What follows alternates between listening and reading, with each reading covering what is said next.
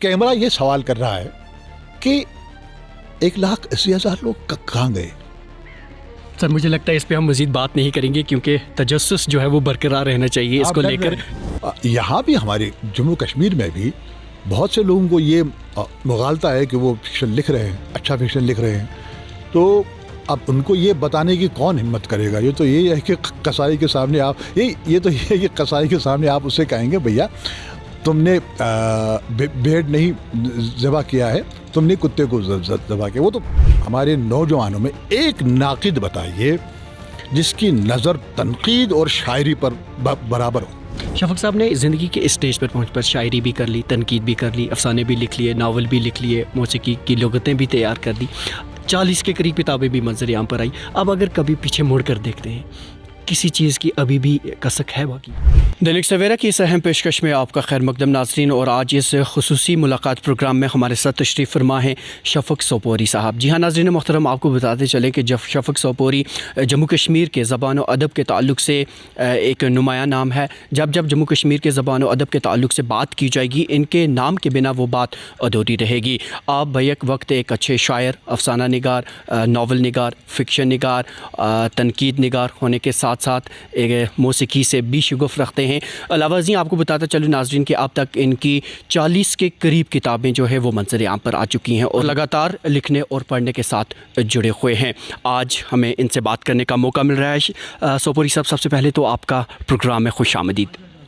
शुक्रिया ज़ुबैर साहब, आपका भी शुक्रिया और दैनिक सवेरा का भी शुक्रिया और उन तमाम नाज़रीन का जो ये आपका प्रोग्राम देख रहे हैं। शफ़क़ साहब, चूँकि आपकी ज़िंदगी की बहुत सारी जहतें हैं, आगाज़ में मैं आपसे ये जानना चाहूँगा किस जहत में या किस सन्फ़ में आप ख़ुद को ज़्यादा मुतमईन पाते हैं? 2 असनाफ़ ऐसी हैं, एक है शायरी और एक है फ़िक्शन, जिनमें मैं बहुत अपने आप को कंफर्टेबल फ़ील करता हूँ और मौसीकी और शायरी के हवाले से जितने भी मैं जायज़े लेता हूँ तो वो भी मुझे इत्मीनान बख्श लग रहा है, वो मैदान भी। इसमें मैंने एक चीज़ ये किया कि शमसुररहमान फ़ारूक़ी साहब अल्लाह बख्शे उनके दर्जात बुलंद हो, उनकी हिदायत के मुताबिक मैंने तनकीद और तंज़ो मज़ा और ड्रामा वग़ैरह जो मैं लिखता था और अखबारों में जो कॉलम्स लिखता था वो मैंने छोड़ दिया, क्योंकि उन्होंने कहा कि आप अपनी शायरी और अपने फ़िक्शन और जो मुतालात हैं मौसीकी और शायरी के हवाले से इन पर अपनी तवज्जो दीजिए। यकीनन सर इस पर हम आएंगे क्योंकि फ़ारूक़ी साहब के साथ आपके जो चीज़ें हैं इन पर भी हम बात करना चाहेंगे, लेकिन शुरुआत आपकी शायरी से हुई तो क्या वजह आन पड़ी कि फ़िक्शन की जानिब आप माइल हुए और उसके बाद तनकीद निगारी की जानिब माइल हुए और मौसीकी के साथ शगुफ़ कैसे? देखिए बात ऐसी है कि आज का जो दौर है, इस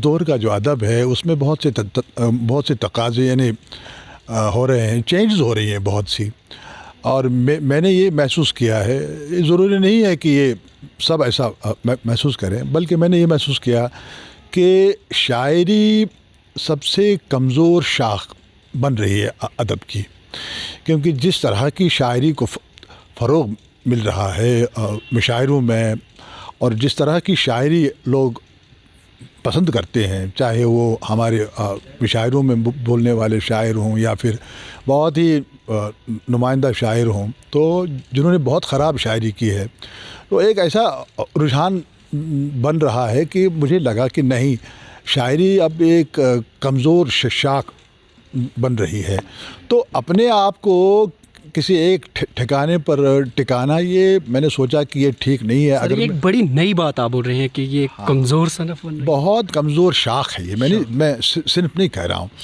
मैंने ये भी कहा कि जिस तरह की शायरी इस वक्त हो रही है उसका मुतअद्दिद हिस्सा जो है वो शायरी के जो अपने मेयारात पे उस पर नहीं उतरते हैं। आप देखिए कि मुशायरों में जो शायरी जिसकी पजीराई हो रही है, जो एक आवाम का मजाक بنایا گیا ہے کہ بھائی شاعری اس کو کہتے ہیں. سر آپ کا ایک وسیع تجربہ ہے, آپ کا تجربہ کیا کہتا ہے کہ وجوہات کیا رہی ہوں گی؟ وجوہات یہ ہے کہ ہر چیز کو کسی بھی چیز کو جب ہم ایموشنلائز کریں اور کمرشلائز کریں, یہ دونوں چیزیں بہت خطرناک ہیں. آپ لے لیجیے نام پاکستان کے جو یہ ہیں, کیا نام ان کا, جان ایلیا صاحب نے کیا کیا, انہوں نے ایموشنلائز کیا اپنی شاعری کو. اور جب آپ مطلب افراد برتتے ہیں کسی چیز کا, ایموشنلائز کرتے ہیں زیادہ, آپ you try to appeal the common and very main emotions of people. Ahmad Faraz نے بھی کیا وہ, لیکن احمد فراز نکل آئے وہاں سے, فوراً ان کو یہ احساس ہوا. حالانکہ انہوں نے 30 سال نوجوانوں کے دلوں پر راج کیا, بٹ وہ سنبھل گئے. لیکن سر بعض محققین اسے نئی تجربات بھی کہتے ہیں. نہیں, نئے تجربات کون سے ہیں بھائی؟ آپ شاعری کے دائرے سے باہر جا رہے ہیں. یہ کوئی تجربہ نہیں ہے. دیکھیے تجربات جو ہیں وہ ان کی ایک اپنی, جسے ہم کہتے ہیں ایک لغت ہوتی ہے, ان کی اپنی ایک شکل ہوتی ہے, حیت ہوتی ہے. شاعری جب تک آپ کے شعور میں اتر کر آپ کو سوچنے پر مجبور نہ کرے, آپ کو یہ محسوس نہ ہو کہ مجھے اس چیز کی ضرورت تھی اور یہ چیز ہے کیا, یہ آپ اسی تذبذب میں آپ کا رہنا ضروری ہے کہ یہ کون سی چیز ہے جس چیز کی میری روح کو تلاش تھی. جب آپ کی روح کو ایک عام سی غذا مل جاتی ہے اور آپ کی کچھ دیر کے لیے خوش ہو جاتے ہیں, تو وہ جو ہے, جیسے میں آپ کو بتا دوں, آپ کا کہ کسی کا ہاتھ جلتا ہے, ہاتھ جب جلتا ہے تو تپش رہتی ہے, تو ہم لوگ کیا کرتے ہیں, یا تو پھونک مارتے ہیں, پھو پھو پھو کرتے ہیں, تو کچھ دیر کے لیے ہمیں لگتا ہے کہ آرام مل گیا, یا پھر ہم کیا کہتے ہیں, پانی چھڑکتے ہیں اس کے اوپر. ہمارے بچپن میں تو ہماری مائیں جو ہے مٹی کو گوندھ کر اس پر ڈالتی تھی, تو 2-3 گھنٹے جب تک وہ مٹی ایسی رہتی تھی, سوکھ نہیں جاتی تھی, آرام ملتا تھا, پھر وہی درد رہتا تھا. تو بھیا پرماننٹلی ایک چیز ہوتی ہے جو آپ کی روح کو سکون دے سکے. جب وہ سکون آپ کو مل جائے گا, پھر آپ کہیں گے نہیں, میری جو تلاش تھی وہ ختم ہو گئی. یہ سارے حربے ہیں اپنے آپ کو مشہور کرنے کے لیے. ورنہ مجھے بتائیے کہ مشاعروں میں بولنے والے ہمارے شاعر جو ہیں, ان کی شاعری کو کسی بھی نقاد نے کوٹ نہیں کیا, چاہے وہ آپ کے بشیر بدر ہی کیوں نہ ہو. ہاں ہوئے ہیں, کہیں 1-2 اشعار کوٹ ہوئے ہوں گے. آپ لے لیجیے جان ایلیا پر لکھا بھی گیا ہے اور ان کے خلاف بھی لکھا گیا ہے. احمد فراز بہرحال وہ کوٹ ہوئے ہیں. بنیادی مقصد یہ ہے کہ آپ معیارات کے ان دائروں میں رہ رہے ہیں جو معیارات ہمارے اساتذہ نے قائم کیے ہیں, جو تقاضا ہے ہماری شاعری کا. تو آپ ایک ذوق بنانے میں بحیثیت شاعر کتنا کام کرتے ہیں. فکشن کے تئیں بھی آپ کا یہی نظریہ ہے کہ بالکل یہی ہے.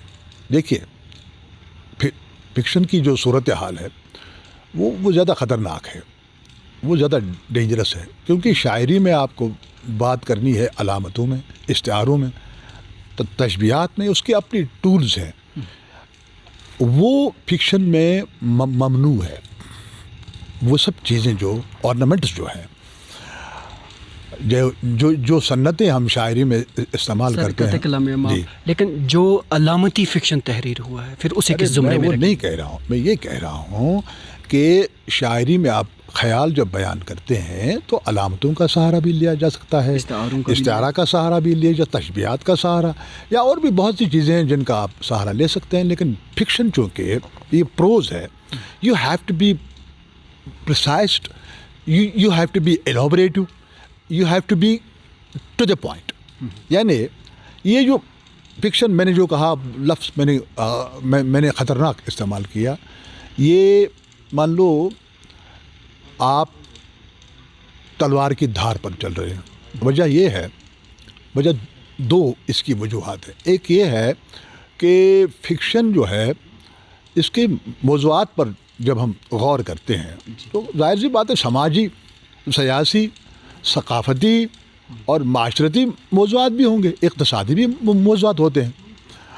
لیکن جب ہم اس کے برتاؤ, جب آپ ایک کہانی کہہ رہے ہیں تو سب سے پہلے یہ ہے کہ کہانی کہنے کا ڈھنگ کیا ہے آپ کا، آپ اپنے خیالات کو کس طرح سے بیان کرتے ہیں. تو فکشن میں سب سے بڑا ہوتا ہے یہ چیز کہ آپ کی زبان تخلیقی ہے یا نہیں ہے. اب یہ ہے تخلیقی زبان بھی، یہ بھی جو ٹرم ہے نا بہت ڈینجرس ہے.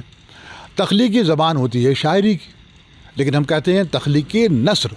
تو تخلیقی نثر ہے کیا؟ ہم اسلوب و بیاں بھی کہہ سکتے ہیں. نہیں، تخلیقی نثر جو ہمیں چاہیے فکشن کے لیے وہ ہے کیا؟ وہ دراصل شاعری اور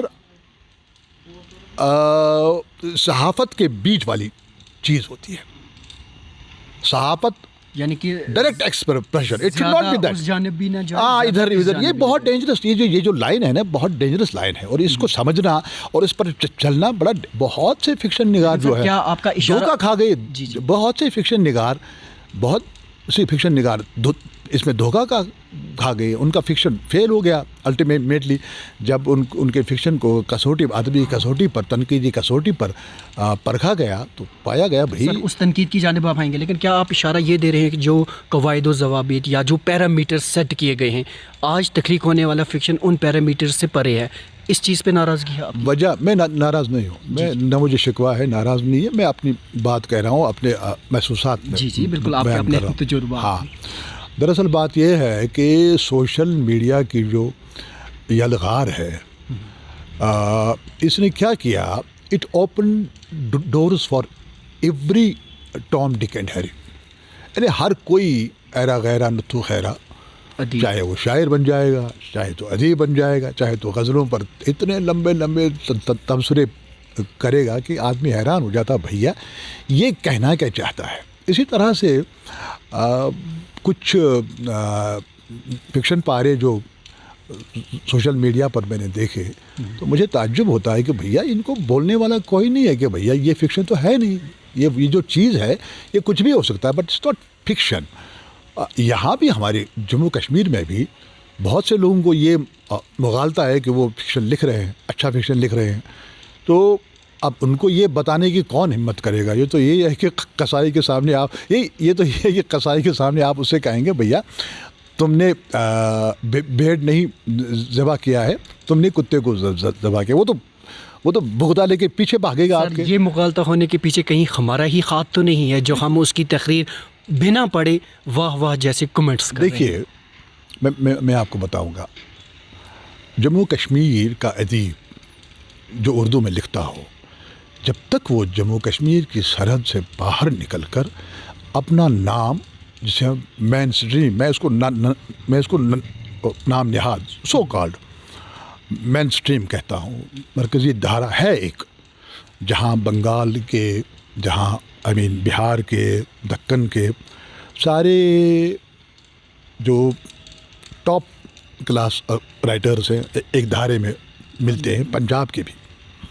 جب تک جموں کشمیر کا ادیب، چاہے وہ شاعر ہو یا فکشن نگار یا ناقد ہو، جب تک اس دھارے میں وہ اپنے آپ کو منواتا نہیں ہے، اگر ٹھیک ہے مان لیا وہ منواتا نہیں ہے، اگر اس پر توجہ نہیں ہوتی ہے وہاں، تو مجھے لگتا ہے کہ ٹھیک ہے یہاں جموں کشمیر کی سرحد میں اس کا نام ہے، اس کو بلاتے ہیں، اس سے پڑھواتے ہیں، اس سے لکھواتے ہیں، اچھا ہے، یہاں تک تو ٹھیک ہے. سر قطع کلام میں معاف، میں آپ سے اس ضمن میں مزید جاننا چاہوں گا، جو آج کے ہمارے ناقدین ہیں جن کا یہ کہنا ہے کہ اب لکھے جانے والا فکشن جو ہے وہ پرانے زمانے میں جو متعین کیے گئے پیرامیٹر سے، ان قید و بند سے بالکل آزاد ہو چکا ہے. مجھے نہیں معلوم کہ آپ کن ناقدین کی بات کر رہے ہیں.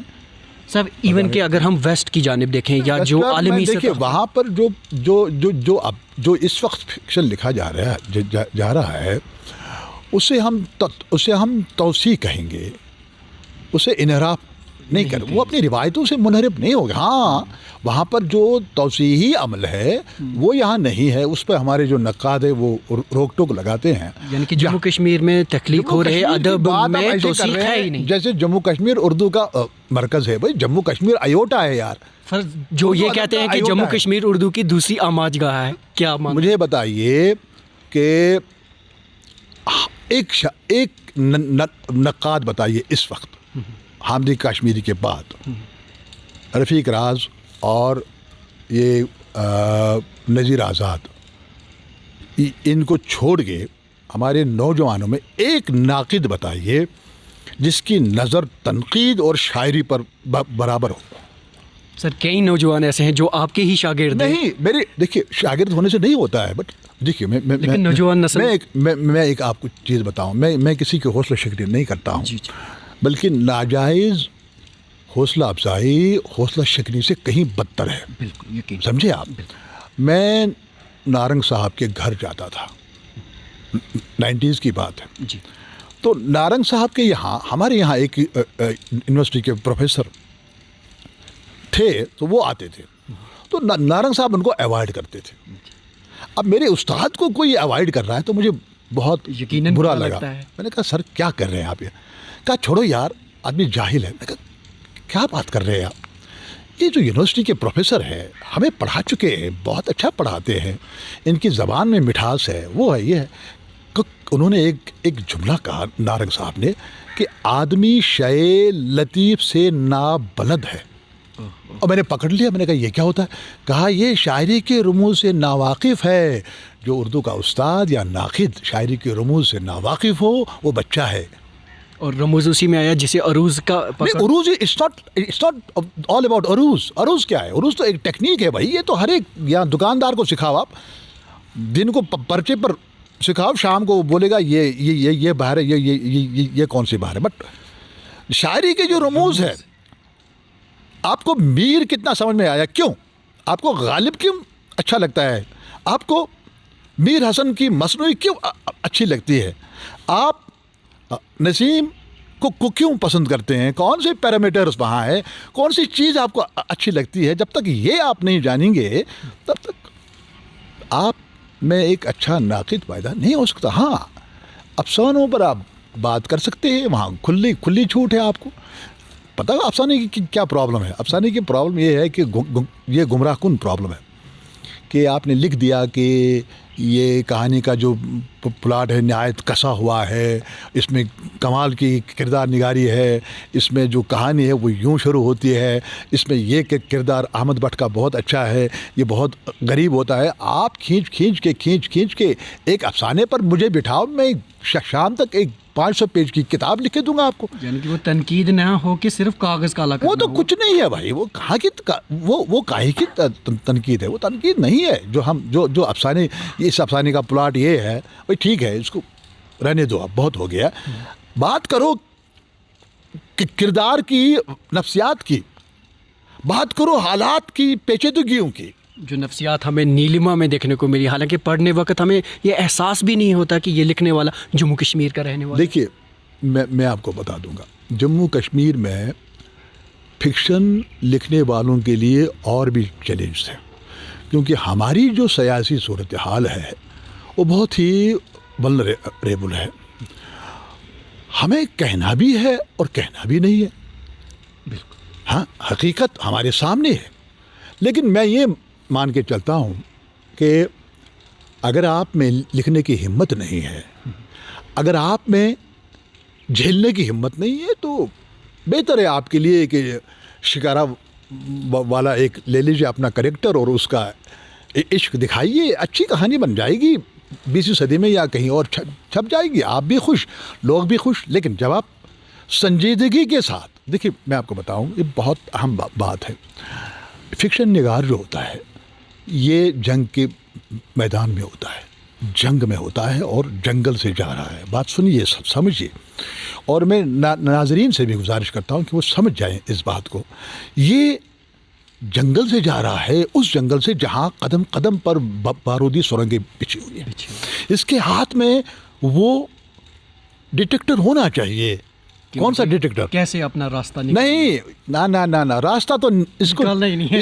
इसने बचना ही नहीं है, यानी कि इसने वही फना हो जाए। ना इसने बचना ही नहीं है। पहले सुनिए आप जनाब, इसके हाथ में होना चाहिए वो जो हमारी फौजियों के हाथ में होता है, वो माइंड डिटेक्टर। हाँ, उसने बीप आ गई, उसने छोड़ना नहीं है उसको, उसने निकालना है उस माइन को, उस बारूदी सुरंग को, और उसको डिफ्यूज़ भी करना है।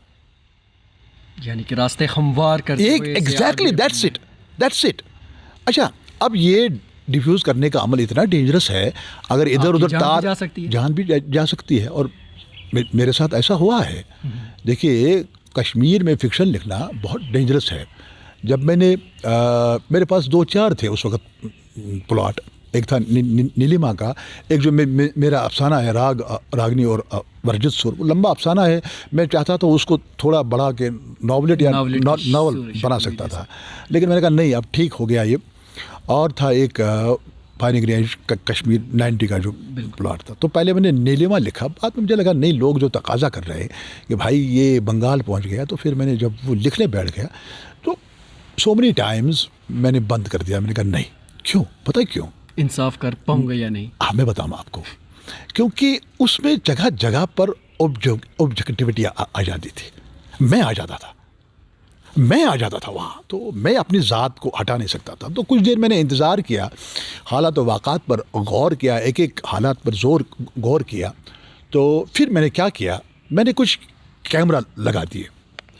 ایک کیمرہ وہ جو عام کشمیری کا ہے, ایک کیمرہ وہ جو باہر والے کا ہے, ملیٹنٹ کا ہے, ایک کا کیمرہ وہ جو ISI کا ہے, ایک کیمرہ وہ جو پاکستان کا ہے, ایک کیمرہ وہ جو ہندوستان کا ہے, اور سب سے امپورٹنٹ کیمرہ جو ہمارے پنڈت بھائیوں کا ہے.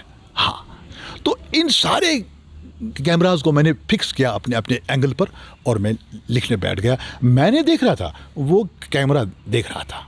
جہاں پر گولیاں چلتی تھی میں نہیں دکھاتا تھا, میں تو باہر تھا کہ کچھ بھی ہو جائے. وہی کیمرہ جو ریکارڈ ہے. بہت سے لوگوں نے مجھ سے کہا کہ بھیا تم نے پنڈتوں کا درد کچھ زیادہ ہی بیان کیا ہے. اب کچھ ہوتے ہیں ایسے لوگ جن کی ذہنیت بیمار ہوتی ہے. بھیا وہ تو کچھ نہیں ہے جو میں اب لکھ رہا ہوں, جو ہے کیا نام اس کا, قلندر خان جو چھپ کے آ رہا ہے, وہ بھی تو ملٹنسی پر ہے. اس میں دیکھیے آپ. سر آپ ذاتی طور پر جتنے بھی کیمرے آپ نے نصب کیے تھے, کیا آپ سمجھتے ہیں کہ آپ ان کیمروں کے ساتھ انصاف ہو پایا؟ دیکھیے بات ایسی ہے کہ کہیں کہیں آپ کو کسی کیمرہ کو زوم کرنا پڑتا ہے, جس کی وجہ سے جو باقی لینز ہے وہ پیچھے رہ جاتے ہیں, اور جب وہ اوور زوم ہونے لگتا ہے تو جو پکچر ہے وہ دھندلی ہو جاتی ہے, بلر ہو جاتی ہے. تو وہ خیال رکھنا پڑتا ہے. جیسے قلندر خان میں لکھ رہا ہوں, بلکہ لکھ چکا ہوں, اب وہ چھپ رہا ہے, تو اس میں میرا پرسپیکٹیو, میرا جو درشٹیکون ہے, میرا جو نظریہ ہے وہ بدل گیا ہے. جو ادھر تھا فائرنگ رینج 5 سال نظریہ بدلنے میں لگ گیا مجھے کہ ہم لوگ کہاں تھے اور کہاں پہنچ گئے. اب میں ایک کیمرہ یہ سوال کر رہا ہے کہ 1,80,000 لوگ کہاں گئے. سر مجھے لگتا ہے اس پہ ہم مزید بات نہیں کریں گے, کیونکہ تجسس جو ہے وہ برقرار رہنا چاہیے. اس کو لے کر ڈر نہیں رہا ہوں سر, میں چاہتا ہوں تجسس برقرار رہے. ایک خاص چیز کی جانب میں رخ کرنا چاہوں گا. شاعری کے تعلق سے اتنی دسترس آپ کو, وسیع تجربہ فکشن کے لحاظ سے بھی, موسیقی کے پر آپ نے مبنی ایک لغت بھی تیار کی. دیکھیے وہ سلسلہ کیسے ہوا؟ موسیقی پر میں نے لغت ہی نہیں بلکہ ایک 2 فرہنگ لکھے ہیں, ایک انگلش ٹو اردو. اس میں نے فاروقی صاحب کے فرمانے پر تمام جو دنیا کے نظام ہائے موسیقی ہے ان کی جتنی بھی اصطلاحات ہیں ممکنہ, جو مجھے میرے ہاتھ ہے, 8 سال کا وہ پروجیکٹ ہے, فرام انگلش ٹو اردو, وہ میں نے کیا. پھر فرہنگ موسیقی اور پھر لغات موسیقی, یہ اس میں مجھے 10-15 سال لگ گئے. یہ مجھے فاروقی صاحب نے کہا. اب سوال یہ ہے کہ یہ کام اتنا اہم نہیں ہے جتنا اصطلاحات موسیقی اور اردو شاعری کا ہے, کیونکہ قلی قطب شاہ سے لے کر جو میں نے مطالعہ اقبال, علامہ اقبال رحمۃ اللہ تعالیٰ تک کیا ہے, تو وہ کوئی ایسا کام نہیں ہے کہ آپ جو ہے آرام سے بھی بیٹھیں گے اور پھر یہ کام بھی ہوگا. نہ, یہ اس میں 2 چیزیں بڑی اہم ہیں. ایک یہ ہے کہ آپ کو رموز شاعری سے واقف ہونا ہے اور رموز موسیقی سے واقف ہونا ہے. دونوں چیزیں آپ کو پتہ ہونی چاہیے. اور موسیقی کی جو اصطلاحات ہیں, جیسے میں آپ کو ایک اصطلاح بتاؤں گا, قانون ہے. تو قانون کی بات جب شاعر کہتا ہے تو ظاہری طور پر یہ لگتا ہے کہ یہ قانون کی لا کی بات کر رہا ہے. جیسے ایک شعر ہے اس کا, سراج کا, کوئی قانون عشق نہیں, یعنی اس ساز میں کچھ یہ مجھے یاد نہیں ہے. تو وہاں پر قانون جو ہے، قانون کے مطلب ہے ساز ایک. اسی طرح سے تال ہے. تو تال ایک تو تال ہے، اور تال کے کچھ اور بھی معنی ہیں. اور اسی طرح سے پردہ، ساز کا پردہ، غالب کا شعر آپ کو یاد ہوگا. تو پردہ کے کچھ اور معنی ہیں، اور پردہ کے یہاں کچھ اور معنی ہیں. تو ایک تو ابہام ان شاعروں نے پیدا کیا ہے اور چکمہ دینے کی کوشش کی ہے. تو وہ جو میں نے کام کیا ہے وہ میں سمجھتا ہوں کہ وہ تھوڑا سا بہت ہی بالکل آنے والے وقت میں سر وہ نئے محققین کے لیے ایک مشعل راہ کے طور پر دقت. اور اسی میں نے جو فاروقی صاحب نے ہی یہ کام کروایا، اللہ ان کی روح کو شاداب رکھے. انہوں نے کہا کہ بھیا دیکھو، اب تم نے یہ فرنگ، اب اس کے بعد وہ فوراً گزر گئے.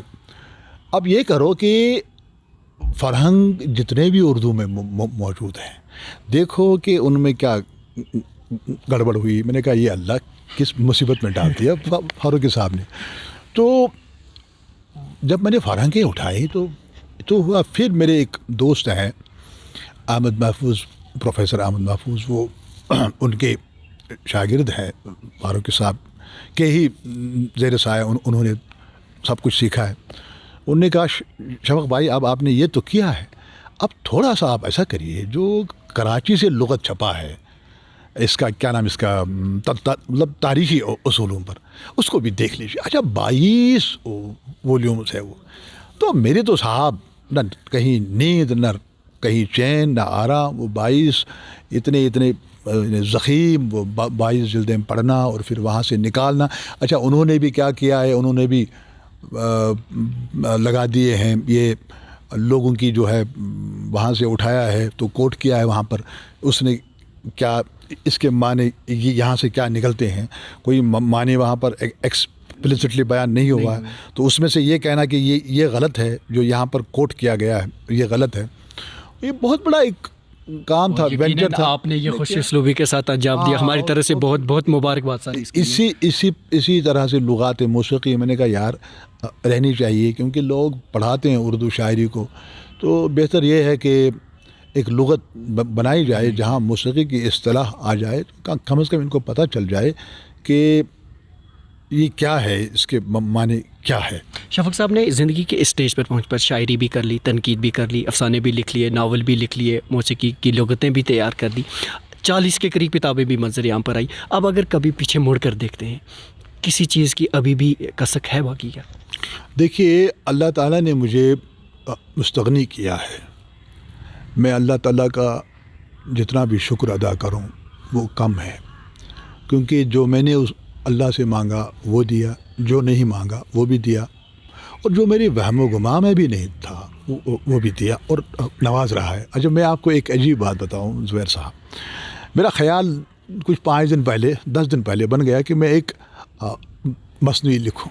کیا بات ہے سر؟ ایک عشقیہ قصہ ہے میرا اپنا ہی. اب جوانی کا ایک قصہ ہو گیا تو اس کو میں نے ریکال کیا، پھر وہ اس کو جمع کیا حافظے میں، پھر کوئی 20-30 اشعار، اب تک میں نے 40 اشعار لکھ دیے. تو راز صاحب کو میں نے کچھ سنائے، کہنے لگا بھائی تم تو بلا ہو، کیا کر رہے ہو تم. تو میں نے کہا لگ گیا، مزاج آ گیا. تو وہ قلم بھی روانی اللہ نے دی ہے، اور بیٹھتا نہیں ہوں میں، 2:30 بجے رات کو اٹھتا ہوں. تو پھر وہی اپنا معمول یہی ہے، 8 گھنٹے 10 گھنٹے کام کرتا ہوں دن میں. یقیناً سر ایک وسیع تجربہ آپ کا ہے اس پوری زندگی کا، اور زبان و ادب کے ساتھ گہری دلچسپی ہونے کے ساتھ ساتھ اتنی ارکریزی سے آپ نے اتنی خدمات جو ہیں وہ انجام دی ہیں. موجودہ دور میں جو نوجوان نسل ہے، کیا آپ اس سے مطمئن ہیں؟ اور اگر انہیں آپ اپنے ان تجربات اور مشاہدات کی بنا پر کوئی سجیشنز دیں گے تو وہ کیا ہوں گے؟ دیکھیے میں ایک چیز بتاؤں. پہلے تو میں اس کنٹروورسی میں نہیں پڑھنا چاہتا ہوں کہ میں ان سے مطمئن ہوں یا نہیں ہوں، کیونکہ میں کون ہوتا ہوں. میرا مطمئن ہونا یا نہ مطمئن ہونا یا ان کے لیے کوئی معنی نہیں رکھتا ہے. یہ تو ایسی بات ہے کہ آپ پیتل لے کر کے سونار کے پاس جائیں گے اور انسسٹ کریں گے کہ تم بتاؤ یہ سونا ہے، تو وہ تو اس پہ پرکھے گا نا، کیا نام اس کا، وہ جو کسوٹی ہے وہ تو بتاؤ بھیا، وہ تو پھینکے گا یوں ٹیبل پر کہ بھیا یہ پیتل ہے. تو اس کا مطلب یہ نہیں کہ آپ پھر گالیاں دیں گے اس کو. تو آپ کو الرجی ہے تمام شہر کے سوناروں سے، اس لیے کہ وہ پیتل کو سونا نہیں کہہ رہی ہے. تو ہے بھائی، ہم تو پیتل کو سونا نہیں کہیں گے، ہاں سونے کو سونا کہیں گے. اور اس پیتل کو سونا بننے کے لیے کیا سجیشنز دیں گے؟ دیکھیے، پیتل سونا نہیں بنتا ہے، سونا سونا ہوتا ہے، ہاں اس کو کندن بنایا جا سکتا ہے. دیکھیے، کل یا 2 دن پہلے ایک نوجوان شاعر ہے مرتضیٰ بسمل، میرے ہی کہنے پر، میرے ہی اصرار پر میں ان کو تھوڑا سا پمپ کرتا ہوں، بھیا اپنا کلام بھیج دو باہر. بٹ آئی ڈونٹ تھنک کہ ان کو جو لیک آف کانفیڈنس ہے کیوں ہے. Why do they lack confidence? ہم میں تو تھا، ہم تو شب خون کو بھیجتے تھے کلام بھائی، واپس آتا تھا پھر بھیجتے تھے، بے شرمی کی حد تک ذلیل ہوتے تھے. اور فاروقی صاحب ایسے خط لکھتے تھے کہ تم کو شرم بھی نہیں آتی ہے. اب نہ شرم نہیں آتی ہے، جب تک شب خون میں نہیں چھپیں گے تب تک رکیں گے نہیں صاحب، ہم نہیں ماننے والے. تو مرتضیٰ بسمل اور جو میرے دوسرے عزیز لوگ ہیں ان سے میں نے کہا، مرتضیٰ بسمل نے پہل کی اور کچھ 4-5 غزلیں چھپ گئی ہے امروز میں. ارے بھیا، امروز ایک انٹرنیشنل میگزین ہے.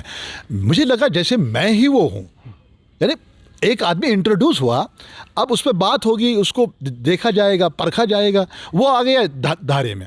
اب آپ بیٹھیں گے، مشاعرہ پڑھیں گے، جگاڑ کریں گے، اس میں لگیں گے، ادھر ادھر جائیں گے، کھانا کھائیں گے، تحری کھائیں گے اور بریانی کھائیں گے، تو باہر اپنا کلام نہیں بھیجیں گے. نوجوانوں کو وہ جنون اپنے اندر لانا ہے. دیکھیے، جو کورونا میں خدا گواہ ہے، ایک کو میں نے فون کیا، اپنا کلام دے دو، کیونکہ یہ ہمارے دوست ہیں ادھر عمر فرحت راجوری کے، بہت اچھا میگزین، معیاری میگزین، انٹرنیشنل معیار اس کا ہے اپنا ایک. تو وہاں چھپنا مینز ایک بڑی سند لگنا. ہاں، حالانکہ اس کے ساتھ مجھے شخصی اختلافات ہیں، ہم وہ رہیں گے جب تک وہ کجی کرے گا، میں اس کے خلاف اختلافات ہاں اپنے. لیکن میگزین جو نکلتا ہے اس کا کوئی جواب نہیں ہے. اب میں نے خدا قسم ان کو ایک کر کے کہا کہ اپنی 2-2 3-3 غزلیں بھیج دو. اچھا، کچھ شاعر ایسے ہیں جنہوں نے نہیں بھیج، تو بتائیے میں ان کے گھر جاؤں گا؟ اب میں پولیس لے کے تو نہیں جاؤں گا، بھیا اپنی غزلیں دے دو، چھاپنی ہے.